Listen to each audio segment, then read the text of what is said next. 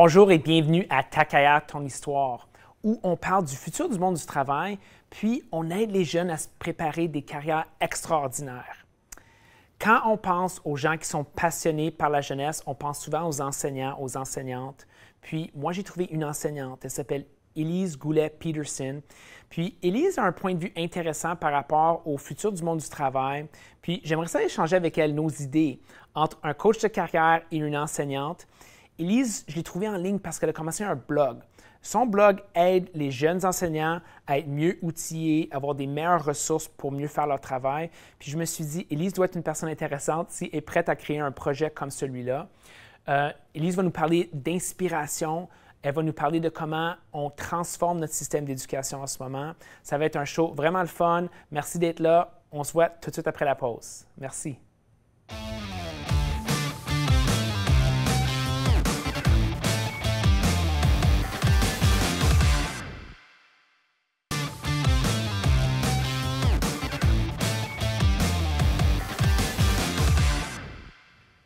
Bienvenue à Ta carrière, ton histoire. Je suis ici avec Élise Goulet-Peterson. Merci d'être avec moi à l'émission.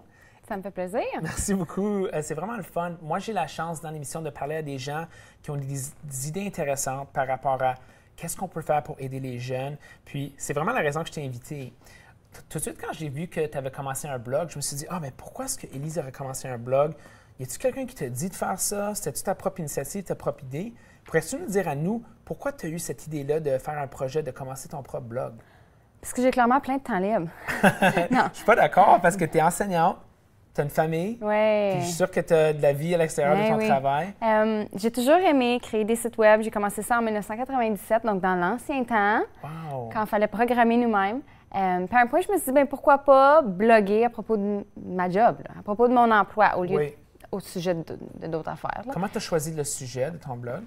Je suis vraiment passionnée de mon emploi, de ma carrière en enseignement.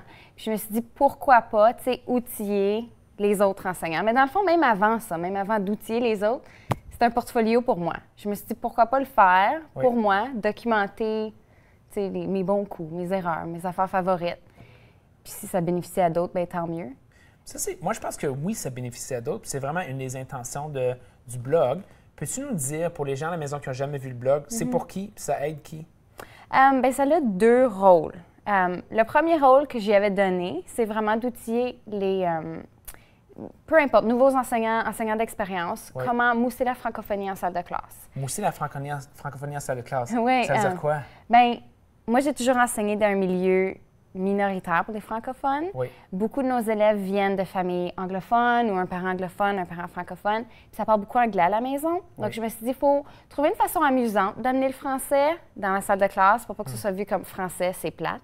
C'est souvent comme ça que c'est vu par les ados. Okay. Donc, au début, j'affichais beaucoup des idées d'activités pour mousser la francophonie, faire aimer, être fier d'être francophone. Est-ce que tu as une activité préférée que tu pourrais nous raconter? Il y en a une que j'ai aimé faire 2 ans passés. J'ai demandé aux élèves de trouver une chanson francophone qui les intéressait puis qu'ils n'avaient jamais connue avant, donc qu'ils venaient de découvrir. Ça prenait de la recherche, là? Ça prenait de la recherche, puis je leur avais donné des pistes là, où aller fouiller un peu. Puis après ça, ils devaient partager leur chanson. Puis j'ai créé une liste YouTube des vidéos de ces chansons-là. Ouais. Donc là, au lieu d'être madame qui met de la musique en avant de la classe pour leur faire apprendre la musique francophone, puis que là, ils disent « c'est plate, madame », là, c'était leur musique à eux. Choix. Oui, et puis là, c'était drôle de les voir, ils travaillaient, puis d'un coup, comme, ils se disaient « oh, c'est ma chanson, c'est ma chanson ». Donc, ils étaient contents, ils étaient motivés, puis c'était en français. Puis on dirait qu'ils avaient oublié c'était en français, là. Ils étaient juste excités. Okay. Donc ça, c'est une de mes activités que j'aime bien. Là. Intéressant. Oui. Qu'est-ce que ça t'a amené jusqu'à date, ce projet-là de faire ton blog? Une grosse chose, ça m'a appris, ça m'a comme forcé à faire, c'est de réfléchir sur mes propres pratiques. Parce que j'ai des collaborateurs sur mon blog aussi. Donc, parce qu'à un point, je me suis dit, il y a des gens qui ont des questions, puis je ne suis pas spécialiste dans tout, là, pas du tout. Donc, j'ai des collaborateurs, puis des gens qui font des choses fantastiques dans leurs écoles, puis dans leur salle de classe. Puis, donc, moi, je réfléchis au sujet de, qu'est-ce que je fais, puis comment je peux l'améliorer aussi. Donc, je trouve que c'est ça la plus grande richesse que moi, personnellement, ça m'a apporté, c'est de pouvoir grandir en apprenant des autres enseignants. C'est comme presque une activité de développement professionnel. Oui. Je suis bien compris. Oui. Dans le fond, mais dans le fond, au début, je le faisais pour moi. Puis après ça, j'ai pensé plus aux autres. Puis au bout de la ligne, ça m'aide beaucoup, moi aussi. Est-ce qu'il y a des gens comme moi qui t'ont découvert à travers ton blog? Bien, je sais pas. Ça se peut. Mais j'avais eu un appel de TFO à un point. Oui. Puis ils m'avaient présenté leurs produits. Donc, je me suis dit, hey, wow, comme je peux aller en quelque part avec mon blog. Oui. C'est pas juste comme ma famille qui me lit, là. OK. Mais c'est intéressant parce que j'ai créé un groupe Facebook aussi d'enseignants francophones de travers le monde qui peuvent échanger des stratégies. Puis j'ai des gens qui m'écrivent comme de partout, là. Vraiment. Puis qui me disent comme merci. Puis c'est vraiment comme c'est spécial quand tu reçois un message de même, là. Il y a combien de gens dans ce groupe-là, par exemple? Bien, le groupe, récemment, a rejoint 1000 membres. Wow. Mais comme les membres ne partagent pas une tonne, là, mais c'était l'été, là. Oui.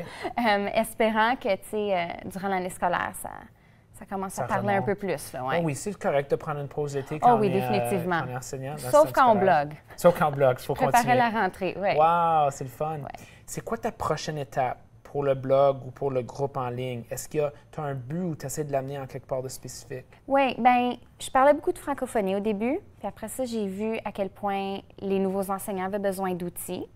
Parce que c'est tellement un métier qui demande énormément d'habileté, être enseignant. Il faut faire toutes sortes de tâches différentes. Puis la tâche est lourde des fois.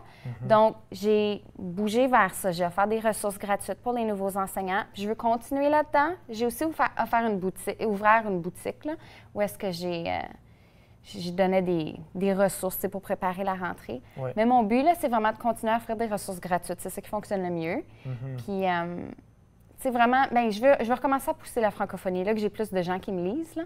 Oui. Je veux pousser vers ça, puis continuer à faire grandir la communauté pour que les autres échangent, puis pas juste moi qui donne l'information, mais tout le monde s'entraide. Est-ce qu'il y a des gens qui t'ont inspiré de faire ce projet-là ou qui t'inspirent maintenant à continuer à faire ce que tu fais? Ah, c'est une bonne question, ça. Les gens qui m'ont inspiré de faire ça, je sais pas. Ça a vraiment découlé d'un vieux passe-temps. De faire mon blog. Talent de faire des sites faire web. des blogs, là. Ouais. Mais s'il y a des gens qui m'inspirent en ce moment, je dois dire, moi, je reviens d'un congé de maternité cette année, donc je rentre à l'école, puis juste en un an, tout a changé. Wow. Puis mes collègues sont fantastiques. J'ai des collègues qui sont en train de transformer leur salle de classe, qui ont des sofas, des coussins, des tabourets. Les élèves s'assoient confortablement pour apprendre. Juste apprendre des gens autour de moi ou des gens sur le web aussi que je rencontre, c'est juste... Moi, je trouve qu'on s'inspire entre nous, entre enseignants, mais on n'a pas toujours le temps de... Oui, c'est ça qu'il faut. Il manque de temps. Mais moi, j'aimerais ça, après la pause, qu'on parle de comment est-ce que tu vois les changements qui se passent dans les salles de classe. Nous, quand on est à l'extérieur des écoles, on ne sait pas qu'est-ce qui se passe dans les écoles. Donc, ça serait fun d'avoir tes opinions, tes points de vue, ce que tu vois, les changements. Puis ensuite, moi, je pourrais parler d'un peu de qu'est-ce qu'on voit dans le côté carrière, dans ce qu'on a besoin pour les jeunes. Tu es d'accord? Oui, c'est bon. Je suis content que tu aies dit oui. Oui. On revient tout de suite après la pause. Merci.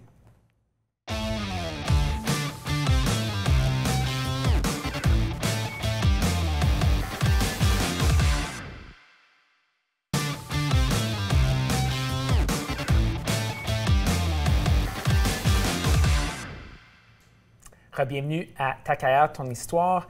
Élise, on a commencé à parler du changement qui se passe dans le système d'éducation. Moi, ça m'intéresse parce que je fais du travail en coaching de carrière.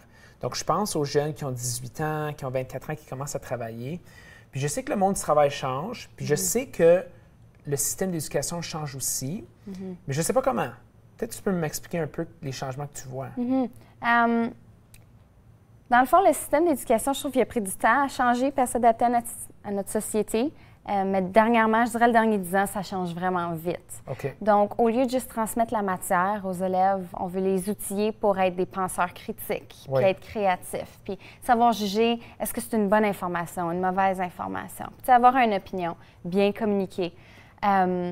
Donc, ça, c'est une façon qu'on transforme. Aussi, la technologie a un gros rôle dans la salle de classe. Les élèves apportent leur propre appareil maintenant. Puis, comme je l'ai mentionné plus tôt, on transforme aussi l'espace d'apprentissage. C'est plus des bureaux en rangée. Même dans certaines classes, il n'y en a plus de bureaux. Il n'y a plus de place assignées. Donc, tous ces changements-là font que les jeunes vont être, je pense, mieux adaptés au monde du travail après. OK. C'est intéressant parce qu'il faut le faire. Puis le monde du travail va continuer à changer. Puis, il faut qu'on continue à s'adapter à plein de niveaux. Moi, je me demande, je sais que les employeurs veulent des jeunes qui peuvent penser de façon indépendante, agir de façon indépendante, avec de l'initiative. Puis, dans l'ancien modèle scolaire, c'était pas vraiment une priorité nécessairement l'initiative, la pensée indépendante, parce qu'on demandait aux gens de suivre. OK, voici, on commence à telle heure, on finit à telle heure, on respecte le prof. Qu'est-ce qu'on voit dans les transformations en ce moment pour encourager cette pensée-là indépendante? Bien, on donne beaucoup de défis aux élèves maintenant. Des défis? Ça, j'aime ça, les défis. C'est un de mes mots préférés. Oh, bien parfait. Ouais. On parle beaucoup de pensée critique, puis on leur donne des défis, puis ils doivent établir des critères par eux-mêmes. Puis, c'est quoi un exemple de défi, s'il te plaît? Demander aux élèves de créer un message publicitaire qui est percutant, qui va chercher les gens. C'est comme un projet. Oui. Ouais. Des fois, ça peut être là, je t'ai donné un gros exemple. Là, ça peut être plus petit aussi. Ouais. C'est aux élèves de déterminer, bien, c'est quoi un message qui est percutant, puis établir des critères. Donc, on les fait vraiment réfléchir au lieu de leur dire, bien, voici, tu fais ça avec ces critères-là, puis il faut que ça ait l'air de ça. Tout préfet pour eux. Ouais. Donc, ça, c'est un exemple vraiment là, de comment on pousse là, les élèves à penser. Puis l'initiative est évaluée au bulletin, à l'élémentaire, en tout cas. Au secondaire, je ne suis pas certaine, mais à l'élémentaire, c'est évalué. Ça reste là. Puis toi, si tu avais un budget sans limite pour ta salle de classe pendant un an, qu'est-ce que tu ferais avec cet argent-là? Je vais aller demander à des gens là, s'ils ont des millions de dollars à me donner, là, mais je te reviens là-dessus. Mais en attendant tes idées. Oui, bien, moi, je voudrais. En ce moment, j'ai des chaises dans ma classe. J'aimerais avoir des coussins, des tabourets. Okay. J'ai une collègue, sa classe est fantastique. Je suis un peu jalouse, honnêtement. Là. Ouais. Donc, je voudrais aménager ma classe différemment. Puis sortir mes élèves de classe, comme faire plein de sorties. C'est ça que moi, j'allais répondre. Parle-moi de ça, là, les sorties. Bien, c'est ça que j'aimerais faire. Les amener dans le vrai monde. Parce qu'on est comme limité à une sortie, je pense, par année. Là. Ah, wow. Moi, ça serait le fun de sortir tout le temps. Ouais. Visiter des milieux de travail, des musées, puis, aller en nature. Oui, puis moi, je pense tout le temps francophonie. Je suis prof de français aussi, là. Mais comme je parle, j'ai beaucoup voyagé, puis je mentionne souvent aux élèves, comme dans le monde, on parle français comme partout. Puis comme en Suisse, il y a 4 langues officielles, puis l'anglais, ça n'en est même pas une. Donc, je sais pas, ça faudrait un gros budget, là, mais je les amènerais en Europe. Wow, j'aime l'idée, j'aime ça rêver des fois. Quand on rêve, ça nous permet de penser, bien en fait, il y a plusieurs choses qui sont possibles qui n'ont pas besoin d'argent. Donc, c'est toujours là vers où ce que je me dirige. Moi, je parle souvent à des jeunes secondaires, puis je leur demande, bien, c'est quoi vos questions de carrière, c'est quoi vos craintes? Est-ce que les jeunes ont la chance de parler de ça avec leurs enseignants ou leurs enseignantes ou sont plutôt concentrés sur la matière? Bien, moi, j'enseigne en 7e, 8e, là, donc c'est quand même tôt pour parler de carrière, mais on en parle quand même. Quand j'étais enseignante en 8e, on a une orienteur à l'école, puis ils parlent beaucoup de carrière parce qu'ils doivent choisir leur cours pour le secondaire. Donc, je trouve que, en tout cas, dans mon école, les élèves sont quand même bien accompagnés pour apprendre à connaître leurs intérêts et leurs habiletés pour prendre le bon chemin vers une carrière ou un cheminement d'études là, qui va avec qui ils sont. Là. OK. J'ai une idée. Oui. Récemment, on a demandé la question des étudiants. C'est quoi vos questions de carrière? Puis, ils ont ressorti toutes sortes de choses super intéressantes. Moi, j'aimerais ça qu'on regarde ça ensemble. Puis, je vais te donner mes réponses de comment moi j'approchais la question. Puis, je vais avoir tes suggestions aussi, tes idées. Puis, voir, est-ce que les élèves répondent d'une façon qui est semblable à ce que tu vois, même avec des gens qui sont plus jeunes. Ça va être vraiment intéressant d'avoir ton point de vue là-dessus. OK, parfait. Tu es d'accord? Oui, bien oui. Super. On revient après la pause.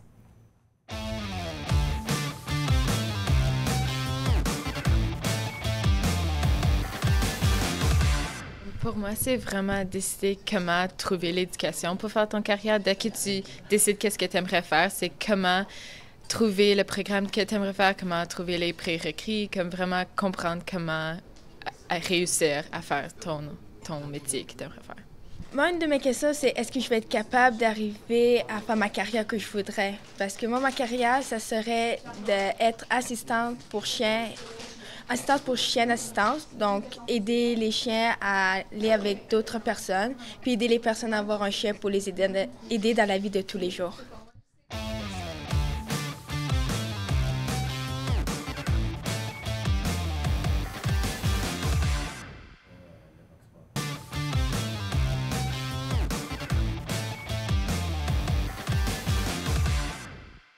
Moi, j'aimerais beaucoup aider les personnes et souvent, quand tu veux faire ça, tu fais pas beaucoup d'argent.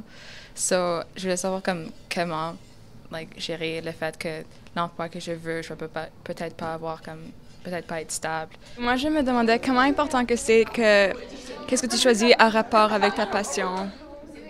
Donc, comment est-ce que ça se transfère dans ton métier? Pour avoir une carrière, il y a beaucoup de programmes qui sont offerts pour enfin aller vers cette carrière. Mais comme moi, j'ai aucune idée quelle sorte de carrière aller. C'est comment veux-tu qu'on trouve un programme qui nous intéresse pour ensuite aller vers une carrière qu'on ne sait pas encore? Moi, c'est une de mes choses préférées de pouvoir parler aux jeunes, d'entendre leurs questions. Puis souvent, ça revient sur des thèmes centraux. Là, on a entendu des belles questions de plusieurs élèves. Puis, il y a toutes sortes de thèmes intéressants qui ressortent de ça. L'argent. La compétition, si un emploi est trop compétitif, l'idée de ne pas savoir ce dans quoi on embarque. Moi, je pense que quand on est en 7e, 8e, on n'a pas les pressions encore. Non. Parce qu'il reste tellement longtemps à l'école. Donc, comment est-ce qu'un parent pourrait parler à ces jeunes de carrière? Ce serait quoi qui serait intéressant? Comment est-ce qu'on peut aller chercher un jeune de 7e, 8e? Moi, je ne travaille jamais avec des jeunes de cet âge-là. Toi, tu sais probablement comment aller les chercher. Oui. Bien, ils pensent déjà en 7 et 8. Ils ont beaucoup la pression de leurs parents. Puis je ne sais pas si leurs parents mettent la pression comme s'ils savent qu'ils mettent la pression, mais beaucoup des élèves s'attendent à ce qu'il faut qu'ils aillent à l'université, puis il faut qu'ils fassent ça. Moi, je trouve ce qui est important de dire aux jeunes, c'est qu'ils ont le droit de se tromper, puis ils n'ont pas besoin de rusher, de se dépêcher puis de choisir quelque chose. Parce que moi, ça a toujours été, je voulais travailler dans quelque chose que j'aimais. Je ne voulais pas juste travailler pour faire de l'argent, mais ça, c'est moi, tu sais. Mais c'est ça qu'il faut dire à nos jeunes, ils ont le droit de se tromper. Ils ont le droit d'entrer dans un programme puis décider après un an qu'ils n'aiment pas ça. Oui, ils doivent être prêts à anticiper le changement. Puis moi, maintenant, ce que j'aimerais faire, c'est partager ma philosophie par rapport au développement de carrière pour les jeunes. Puis, si tu avais des idées pour moi par rapport à comment on peut ajuster ce message-là pour des jeunes de la 7e, 8e, moi, ça me ferait plaisir. OK. T'es prête? Oui. OK. On oublie les postes, les titres d'emploi. On pense plutôt aux problèmes, aux opportunités, aux défis. Quand les jeunes trouvent des problèmes qui les intéressent comme redéfinir notre système de santé, bâtir la salle de classe du futur, créer un nouveau système de transportation. Ça, c'est des questions qui inspirent les jeunes. Puis, ça leur aide à permettre les grandes problématiques sur le monde du travail. Puis, ça nous donne des jeunes qui sont plus passionnés par leurs études, des jeunes qui sont mieux informés quand ils font demande pour un emploi. Puis, c'est une nouvelle façon de voir le développement de carrière. Une des façons que je fais ça, c'est avec les cartes défis. Puis, je vais te demander tantôt de regarder les cartes défis puis d'en choisir une.